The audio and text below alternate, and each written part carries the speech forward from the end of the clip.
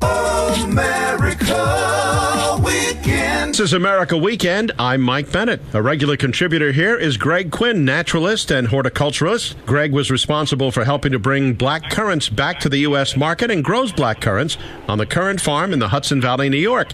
And here's his latest installment of Notes from the Farm.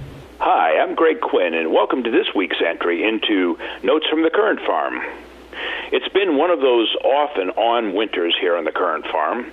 We started out with early cold and snow, teasing us with a long, hard winter. But a prolonged warm front moved in and changed all that. This past week, the cold has returned, and the most frigid air of the season has descended on the farm. Last night, the moon was one day past full.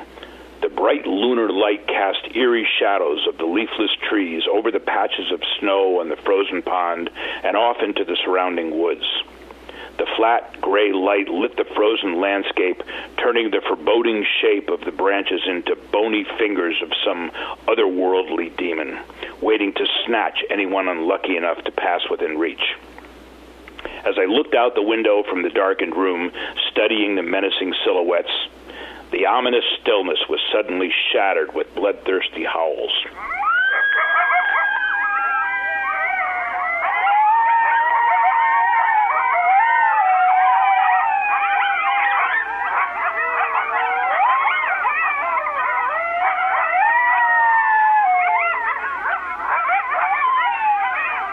It's January, and that means it's breeding season for the eastern coyote. The woods were alive with chilling screams. This species of coyote inhabits large swaths of the Northeast. The origin of this canine was a source of great debate for decades until DNA analysis confirmed that it's a cross between wolf and another coyote subspecies. The eastern gray wolf has been all but wiped out, allowing coyotes to colonize former wolf ranges and breed with remnant wolf populations. These distant relatives of Coco, my chocolate lab, are year-round residents on the Currant farm. They're actually much better looking than the long-legged, skinny coyotes of the Southwest. Their coloration varies from gray-black to a beautiful golden retriever strawberry blonde. They're also bigger than their western cousins. The females can average 30 to 40 pounds, and the males get a bit bigger. If the fully grown pups from last year's litter haven't already left the family unit, they will be driven out this month to make room for the new arrivals.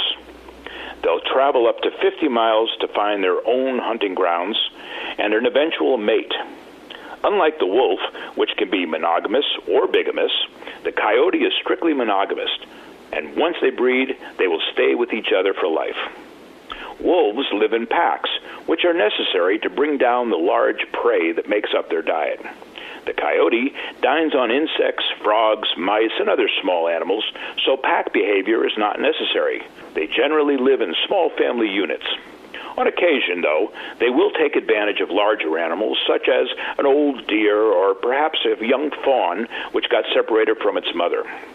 The 5 to 7 offspring of the howling pair we just heard will be born in about 60 days in a den, which is often dug out from under a rock ledge or in a hollow-down tree.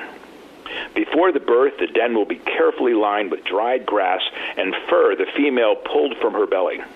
For the first 10 days of life, the blind pups rely solely on mom's milk.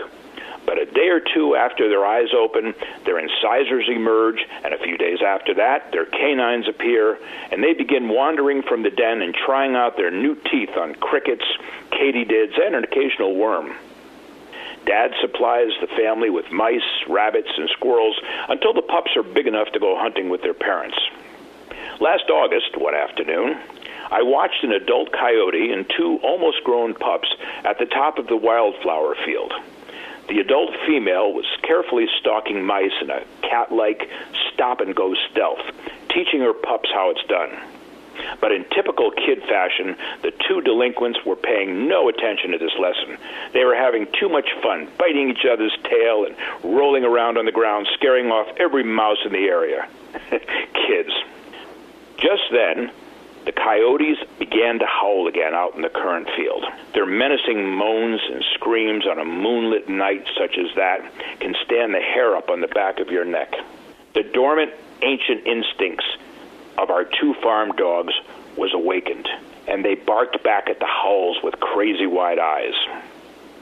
It's a vivid reminder that the quiet Currant farm has a wild side. For a rebroadcast of this or previous notes from the Currant farm, or to find out why currants were banned for 100 years, go to currants.com. I'm Greg Quinn, wishing you a good night's sleep. Woo!